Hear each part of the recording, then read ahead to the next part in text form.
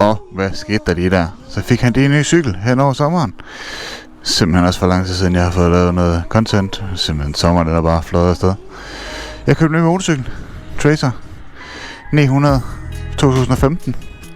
Første generation. Samme platform som MT-09.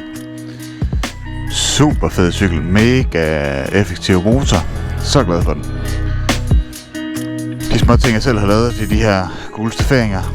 Jeg har fået lagt sort folie på det her glas. Så har jeg fået skiftet den her, som jeg smadrede den enkelt gang lige få dage efter jeg fik den. Og så har min madmaling skrubbet af fra dørkarmen. Jeg tager den ind og ud, fordi den er så monsterbred, mand. Herinde i cockpittet, der har jeg fået sat en Carburite på, som er den samme type som den jeg havde på den gamle motorcykel på FZ6'eren. Og så har jeg lige sat min mobil op her, fordi at så kan man ikke se speedometeret, når jeg kører.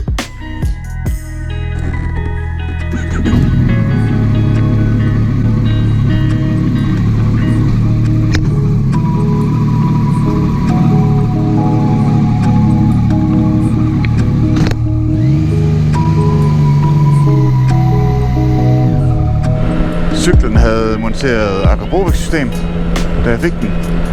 Det lyder mega godt. Ja. Det lyder just right, hvis jeg selv skal sige det. Ja. Nu er det simpelthen bare fordi, jeg lige synes, der var gået lang tid med det content der, så vil jeg lige prøve at se, om jeg kunne få det lige forladet lidt. Så jeg lige filmet lidt her på vej til arbejde. Ja, flot septembermorgen her. Så nok lige, jeg holder lige ind, når jeg kommer lidt længere hen, så jeg lige kan lave en lille walk-around rundt om motorcyklen, så I kan se det lidt bedre. Men bortset for det, fed sommer, mand. Vi har holdt 6 store ride-ups i MC Aarhus regi med ret stor succes. Den sidste her, der var vi små 100 cykler, så det var mega fedt.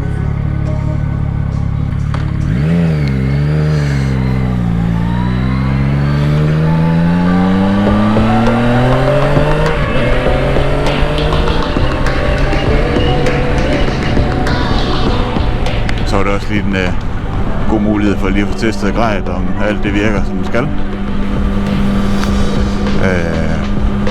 Med lyd og alting.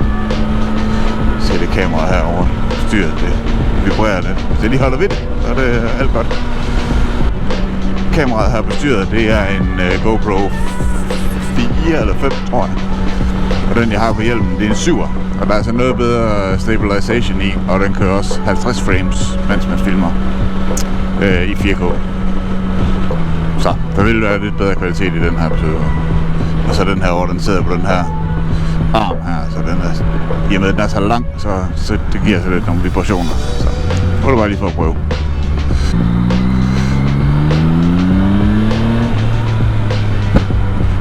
Ja, og den popper nogle gange lige. Ikke for meget, ikke for lidt. Man spørger mig.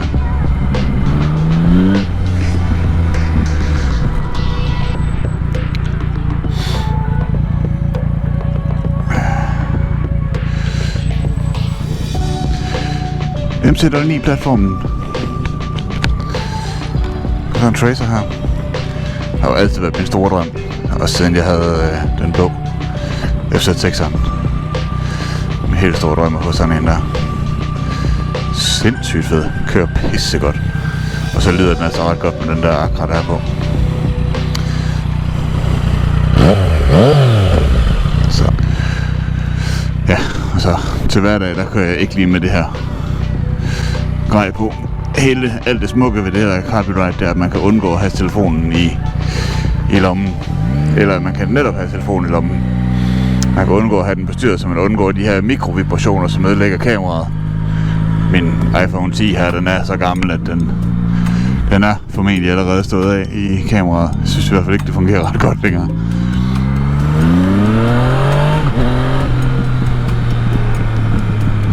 Så ja, lille vloggy time. Og sommeren den er simpelthen bare fløjet derud af, uden at Jeg har noget for lavet noget content rigtigt. Jeg har selvfølgelig lavet noget på MC Aarhus' Instagram, små reels og så videre fra de write-outs, vi har lavet og sådan noget. Der kommer noget, når der kommer noget. Sådan det. I'm not gonna apologize. Kommer vi op til mit yndlingsspot her, som lige kan se i spejlet her. Jeg kører ved langlys på, det er sgu da meget godt. Der er smukke vægge og kunne se sit instrumentbord. Fordi der sidder en iPhone oppe foran.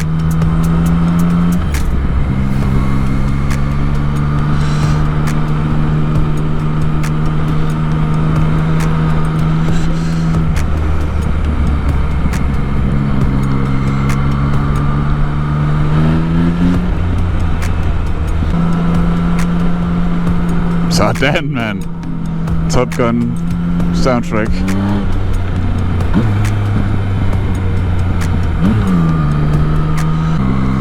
Fuck, det har jeg helt glemt at sige, mand. Jeg har fået en ny hjelm. En MX701 Carbon Edition fra LS2. Med det her iridium blå visir på. Og nu også med GoPro mount. Med et lille hack med en strips ind igennem og lidt filtdup materiale hen under sådan GoPro beslag til rørmontering. Og jeg sagde ikke rørmontering, jeg sagde rørmontering. Så det fungerer bare rigtig godt, synes jeg. Og så tidligt på sommeren, tror jeg også, det var, der købte jeg også sådan en ny Cardo. Cardo. Mega game changer. Jeg havde Cardo før, men der var uden det her DMC i, så jeg ikke kunne snakke med. Jeg kunne ikke være på det her mesh, når vi kørte gruppeture og sådan noget der. Det har meget at sige. Det er sgu en fed edition til, når man kører tur. Selvom når vi kører de store ture, så kører jeg bare civilpoliti det der, eller hvad fanden er det? Helt så aldrig. Når vi kører de store ture, så er jeg ikke på gruppeopkald, fordi når jeg kører, i det tilfælde, hvor jeg kører forrest, så har jeg rigeligt at se til at bare snakke med en eller to. Nogle gange har jeg kun snakket med ham, der lå lige bagved, og andre gange har vi haft ham, der kører bagtrop indover. Så, men det fungerer rigtig godt. Vi har virkelig fået gang i et sindssygt godt afsætningssystem i MC Aarhus. Så det er jeg rigtig glad for, stolt af og så videre, at det er kommet op at køre, og det fungerer rigtig godt. Mega fedt. Vi har lige sådan en intern sæsonafslutning her i lørdags på MC Aarhus. Så må vi bare, så ved jeg ikke, 40-50 cykler eller sådan noget. Pisse hyggeligt. Og køre lidt. Jeg ved ikke med jer, men jeg hader de der hjelmhætter der. Simpelthen så fjollede. Og det er simpelthen lige meget, om man kører scooter, eller hvad fanden man kører. Ej! Frygteligt! Men det er bare mig. You do you. Nå, men angående den hjelm her, den er sindssygt lækker, og det er så mega dejligt med en carbonhjelm. Der er stor forskel. Nu har jeg godt nok lige hængt kæmpe GoPro og mikrofonboks og alt muligt på. Det trækker det lidt ned på vægten, men jeg håber, der er god lyd. Nu må vi se. Det var også lige lidt en test det her, for at lige se, hvor godt det fungerer med lyn.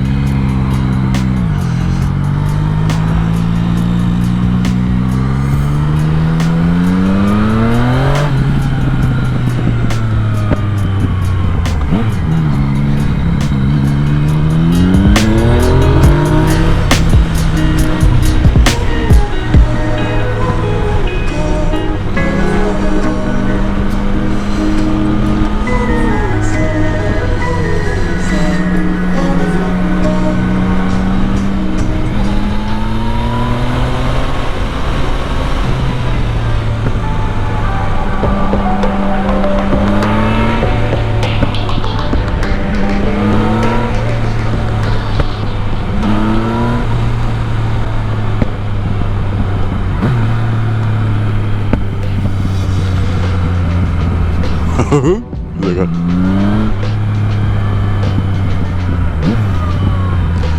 Jeg vil lige lave en indkørselswheelie her. Pop. Nå, tak fordi I fulgte mig på arbejde. Altså lige en kort vlog her fra september morgen her.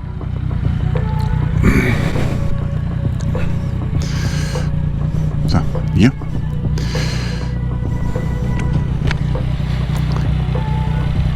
Spørg selv. Vi ses lige pludselig.